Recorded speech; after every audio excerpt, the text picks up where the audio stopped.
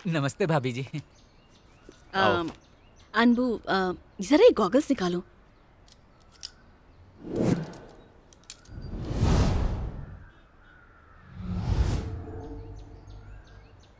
मुझसे मशवरा लिए बिना मर्क्यूरी फैक्ट्री के मामले में कुछ भी मत करना।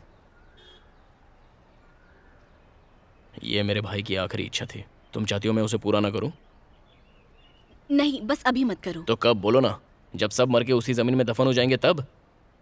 रुद्रा, मैं पीड़ित लोगों से मिला हूं।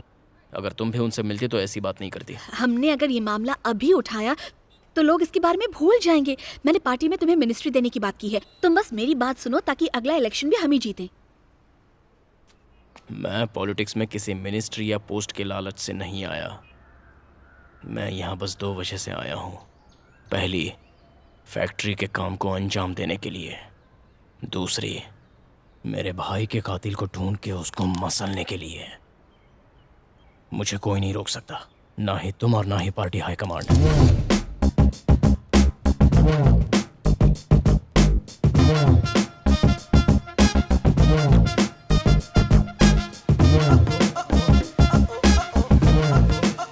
पता लगाओ कि इसके लिए कौन कौन से गवर्नमेंट डिपार्टमेंट्स जिम्मेदार हैं, क्योंकि आगे चल के अगर सवाल उठाने हैं तो सारे डिटेल्स हमारे पास होने चाहिए। उसके बाद ही मैं उन लोगों से मिल पाऊंगा। सर, मर्क्यूरी फैक्ट्री मामले में एमएलए साहब आपसे मिलना चाहते हैं। मेरी सास मर गई है, मैं 1.25 महीने ऑफिस नहीं आऊंगा। किडनी ट्रांसप्लांट करना है सर, मैं 15 दिन मुझे अपनी कामवाली के घर पे काम करने जाना है सर। सर, मिनिस्टर ने कहा है। सब बहाने बना रहे हैं कोड़ी। हमें पार्टी हाईकमान से हटके काम नहीं करना चाहिए। कुछ हासिल नहीं होगा। भाभी के साथ मिलकर काम करेंगे तो इससे सबका भला होगा।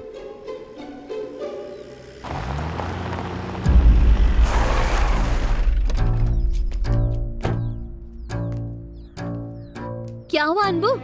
कोई भी नहीं आया? इसीलिए मैंने कहा था कि लीडर्स को नजरअंदाज मत करो। पॉलिटिक्स वैसी नहीं जैसा तुम सोचते हो। 20 कुर्सियां लगा ली, तंबू खड़ा कर लिया और हो गई पब्लिक मीटिंग। ये पॉलिटिक्स है। पोजीशन और पोस्ट के बिना तुम बिना बिजली वाले फ्यूज बल्ब हो। पर एक की बात यह है कि पार्टी के बिना you are just a single man. Just a single man? हर कोई सिंगल ही पैदा होता है मैडम, लेकिन मैं डबल पैदा हुआ था। मैं इस मामले को कानूनी तौर पे सुलझाना चाहता हूँ, लेकिन तुम ये चाहती हो कि ये एक जन आंदोलन बने। ठीक है, तुम चाहती हो तो ऐसा ही होगा। अनबू, तुम चाहे जितने पंख फड़फड़ा लो, कोई कीड़ा या चींटी नहीं आने वाली। लोगों को जमा करना एक हुनर है जो तुम्हें नहीं आता। लोगों को जमा नहीं किया जाता, वो खुद जमा हो जाते हैं। आगे आगे देखती जाओ।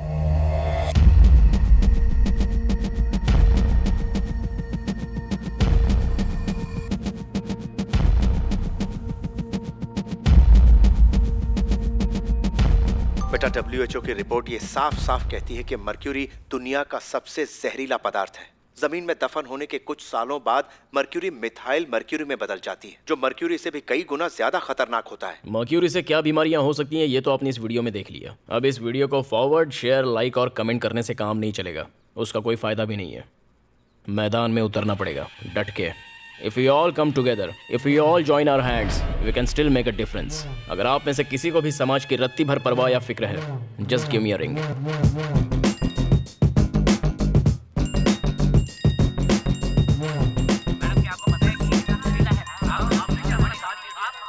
आज तक आपने कॉर्पोरेशन ग्राउंड पर सिर्फ एग्जीबिशंस या पॉलिटिकल प्रोग्राम्स को होते देखा है। इतिहास में पहली बार आप वहाँ स्टूडेंट्स की ताकत को देखेंगे। वो सारे कॉलेज स्टूडेंट्स मर्क्यूरी फैक्ट्री के कचरे को साफ करने के लिए एक रैली करने वाले हैं, मेरी लीडरशिप में।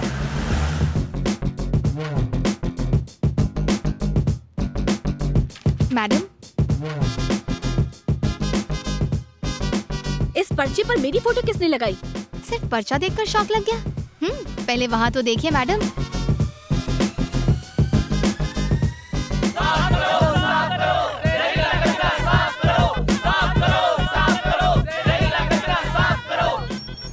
ये क्या रुद्रा, हमारी पार्टी का एमएलए अकेले ही धूम मचा रहा है। तुम MP हो और साथ में डिस्ट्रिक्ट सेक्रेटरी भी।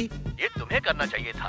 मीडिया के सामने स्टेटमेंट दो कि हमारी सरकार मर्क्यूरी फैक्ट्री केस जरूर सुलझाएगी। शाम के न्यूज में हमारी पार्टी हर चैनल पर छा जानी चाहिए। समझ गए ना? समझ गए सर। साफ करो, साफ करो मर्क्यूरी का कचरा।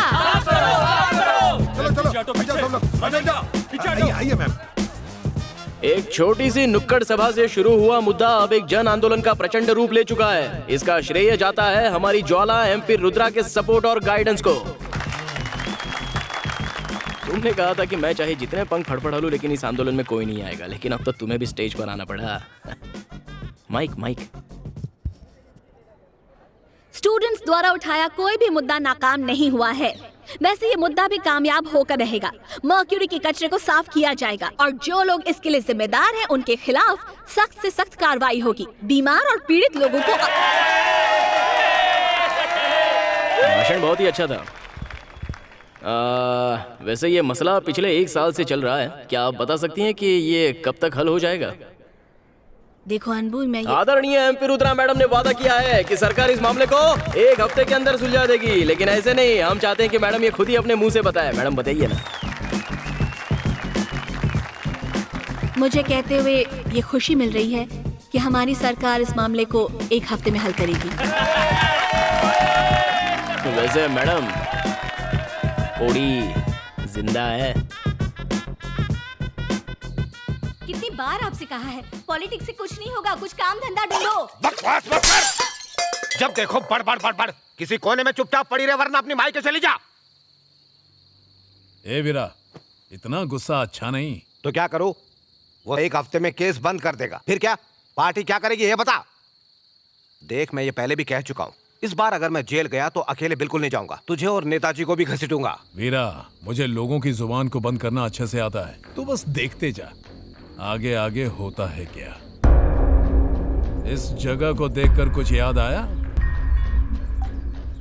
फॉरेस्ट डिपार्टमेंट ने ये कैमरा तेंदुए की हरकत पर नजर रखने के लिए लगाया था, लेकिन कोई चुरा ले गया। वो तो अच्छा हुआ कि इंस्पेक्टर मेरे पहचान वाला है, इसीलिए उसने कैमरा और चिप निकाल कर दे दिया।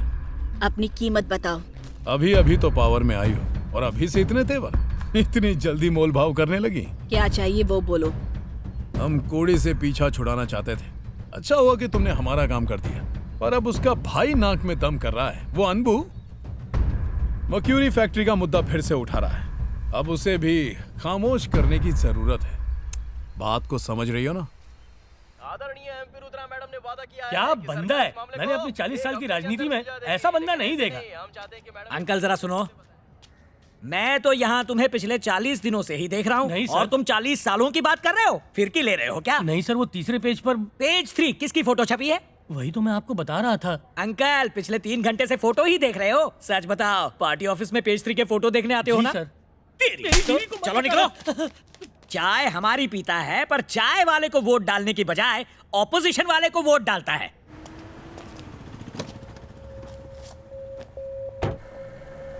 कहिए मैडम, आपने मुझे कैसे याद किया? मैंने सोचा तुम कैमरा लेकर आओगे।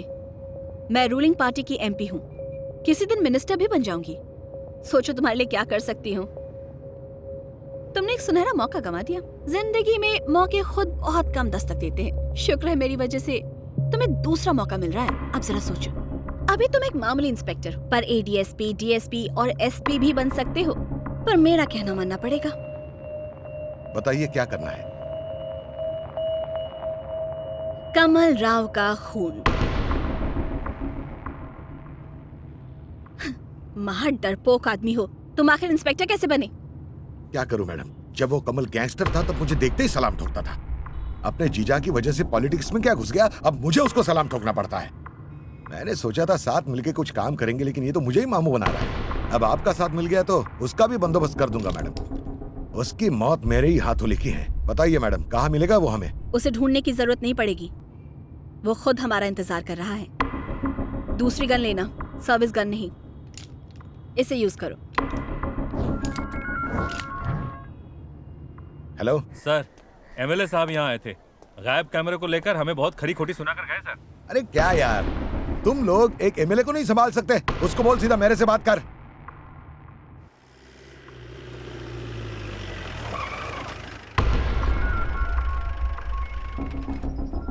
एमएलए का फोन है।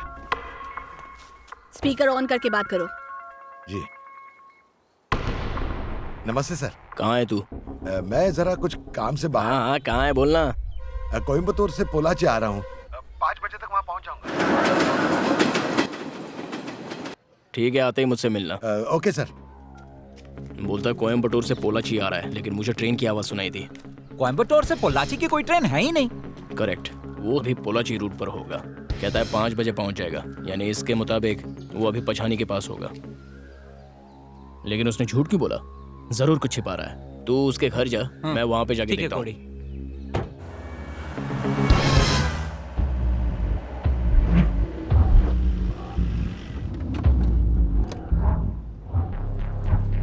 मैंने तुझे प्रॉब्लम सॉल्व करने के लिए कहा था, तूने मुझसे बात करने के लिए यहाँ क्यों बुलाया? मेरे साथ गेम खेल रही है क्या? देख, तेरे खिलाफ मेरे पास सॉलिड सबूत हैं। तू जानती नहीं मैं क्या कर सकता हूँ। जल्दबाजी मत करो, मैं जानती हूँ कब क्या शुरू करना चाहिए और कब क्या खत्म। ज्यादा चालाकी मत कर। तेरे सबूतों को हिफाजत से रखने का मैंने ठेका नहीं लिया है। तेरा असली चेहरा दुनिया के सामने ला दूंगा। सेंट्रल मिनिस्टर बनना है ना, सेंट्रल जेल जाएगी तू। रुक रुक रुक, अरे क्या कर रहा है? गोली लग जाएगी। अरे पागल हो गया क्या? हम लोग तो एक ही थाली के चट्टे बट्टे हैं। ए रुद्रा, समझा इसको? तू जो बोलेगी मैं वो करूंगा। इसको बोल गन नीचे रखे। तो फिर चल उस मेमोरी कार्ड को जला दे। हाँ हाँ ठीक है। हाँ, ठीक, टाइम खोटी मत कर।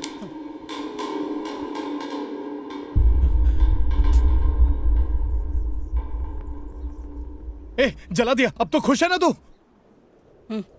इसे खत्म कर दो। तूने जो बोला मैंने वो किया ना। नहीं नहीं नहीं नहीं नहीं नहीं नहीं नहीं।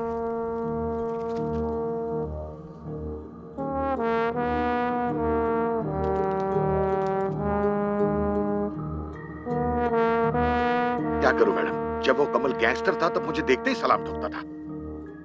अपने जीजा की वजह से पॉलिटिक्स में क्या घुस गया, अब मुझे उसको सलाम ठोकना पड़ता है। बताइए मैडम, कहाँ मिलेगा वो हमें?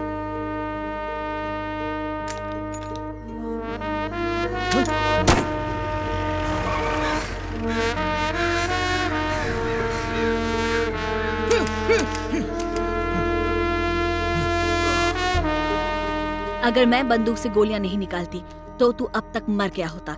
इसलिए कभी इन बिचौलियों पर भरोसा मत करना। हम पॉलिटिशियंस हैं, हमें मिल बैठकर अपने मसलों को हल करना चाहिए।